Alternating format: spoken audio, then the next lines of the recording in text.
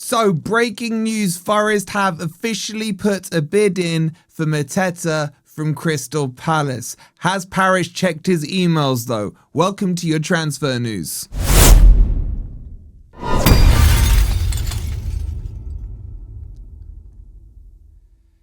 Hi guys, hope you're doing well and welcome to your latest Forest transfer news, where we're going to be talking about a Mateta and a bid from Forest to take him off Palace's hands. You just gotta write the script. Only Marinakis writes scripts like this. Who we got next in the league? Crystal Palace. So make sure you've hit the like button, make sure you've subscribed, make sure you're following us on Instagram. You can scan the QR code or click on the link that's in the bottom. Okay, before I go into the whole my thoughts, your thoughts and everything, let me run you through the actual article. So this is come from Ornstein. This is tier 1 level sourcing. He says Forest in £35 million offer for Crystal Palace striker Jean-Philippe Mateta. Let's get into the article. Forest have made a £35 million offer to sign Jean-Philippe Mateta from Crystal Palace. Personal terms between Forest and the 28-year-old will not be an issue, aka he wants to join the bigger club. Palace, though, will only consider selling Mateta if their valuation, which sources briefed on the matter say it's a package worth around £40 million, is met, and they're able to sign a replacement. The South London side are exploring multiple forward options, including Wolves' Jord... is that his first name? Didn't know that. Strand Larsen. Mateta has been linked with multiple clubs in the winter transfer window, and The Athletic reported last week that Villa had expressed an interest in signing the Frenchman, with Palace weighing up a move in the opposite direction for Evan Goussand.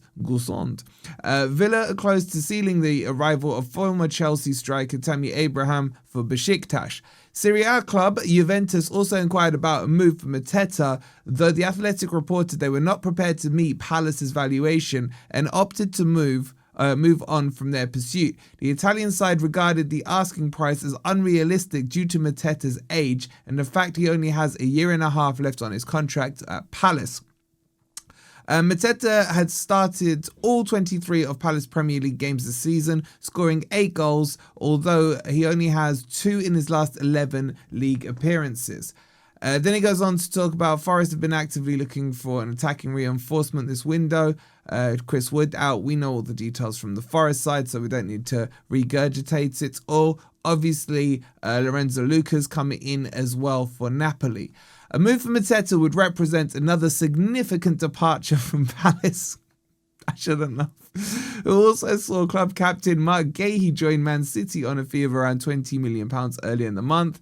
Glasner has also confirmed that he would be leaving. And on Friday, Glasner said that Mateta has not handed in a transfer request. It is pretty clear, the Austrian said, JP will stay if we don't have the right replacement who can play immediately. Forest and Palace face each other in the Premier League on Sunday. A level of animosity has developed between the two clubs in the past year, stemming from Palace's demotion. No, they were never in it, mate. Of the Europa League to the Europa League conference in the summer after UEFA and CAS found they breached the former multi-club ownership rules. Forest, who wrote a letter to UEFA that they have insisted was a matter of seeking clarity about the competition they would play in, replaced Palace in the Europa League.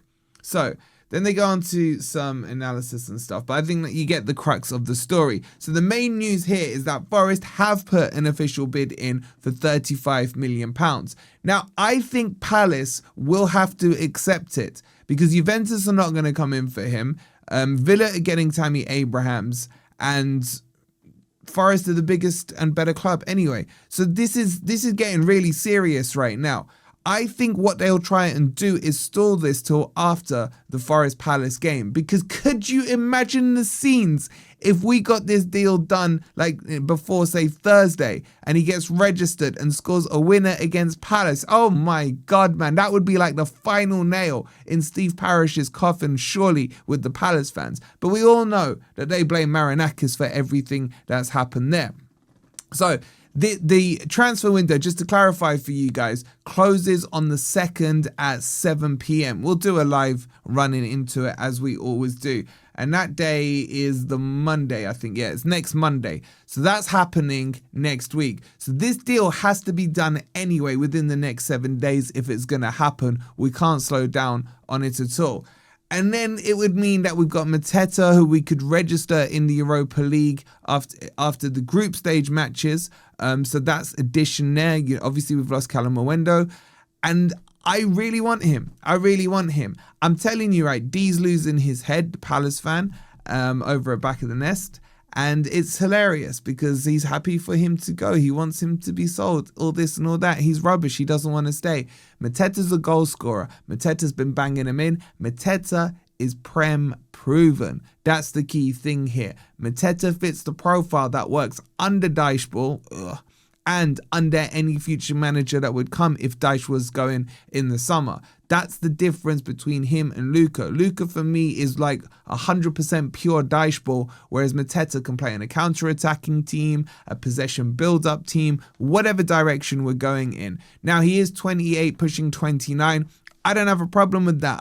That's prime for me. That's prime age. And let's not forget, there was some massive clubs going in for him in the summer, trying to get him out of Palace. Palace just messed up their whole transfer window. They could have probably sold him for like 50, 60 million pounds in the summer, but they thought they were a bigger club than they were in certain aspects. And then with the fallout that we've seen currently, it's just full collapse from Crystal Palace. And who's at fault for all of this? It's their owner, Parish. And that's where Palace fans should be pointing the finger. This one's got nothing to do with Marinakis, man. Marinakis is the cash holder right now. If you want our money, put up. Now, remember as well, they signed Brennan Johnson from Spurs. So if this was to all happen before the game, which I can't see it, I'd love to see it happen before the game, just for this particular thing. This could be ex-Palace player versus ex-Forest Academy player. This could get spicy. It really could. So how do you feel about Mateta? I'm 100% for this one. He slots right in. No build-up needed, like literally medical done. Give him his kit, give him his number, and then slap him straight into the team. It's as simple as that for me. He has been out of form. Let's not be like disingenuous here, right? His goal scoring in the last, as the article said, 11 games has been woeful. He missed an absolute sitter the other day against, who did they play? Chelsea. But I just think this is a guy who wants out of that club so badly that he's playing at 50%, or he's, the motivation level isn't quite there. Once he gets his move, once he gets that fire in his belly, once he's in, a 2-star European winning heritage club and not a club that's only won one trophy in their entire history, to me, it makes sense and this will work. But that's my thoughts on it. What do you think? Would you take him? We're going to be live shortly anyway on Grumpy Old Reds at 6:45, so make sure you tune in for that. Like, hype, subscribe, and we'll see you then. Come on, you Reds.